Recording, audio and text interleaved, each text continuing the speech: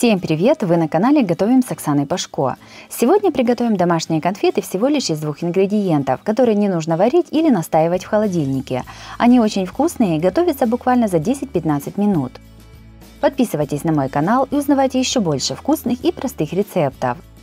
В миску насыпаем 200 грамм кокосовой стружки и сюда же добавляем 1 банку вареной сгущенки. Все перемешиваем ложкой до однородности. Должна получиться плотная липкая масса, которая хорошо держит форму. Берем небольшую порцию от этой массы и скатываем шарики. Величина шариков примерно как грецкий орех. Также у меня на канале есть и другие рецепты конфет. Смотрите их в моем плейлисте по ссылке на экране или в описании под видео. Всего из этой массы у меня получилось 24 шарика.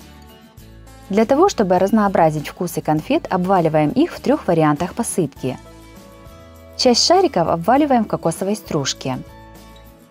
Часть конфет я посыпала какао. И оставшиеся конфеты обваливаем в кунжутных семечках. Также конфеты можно обвалять в измельченных орехах или сахарной пудре. Готовые конфетки красиво выкладываем на доску или блюдо.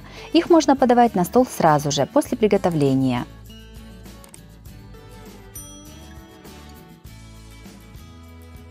Кокосовые конфеты получились очень вкусными и красивыми. Готовятся просто и получается всегда.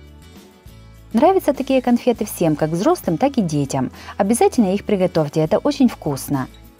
Если вам понравились такие конфеты, то обязательно ставьте лайки, пишите комментарии. Подписывайтесь на мой канал, чтобы не пропустить новые видео. С вами была Оксана Пашко. Готовьте вкусно, готовьте с удовольствием.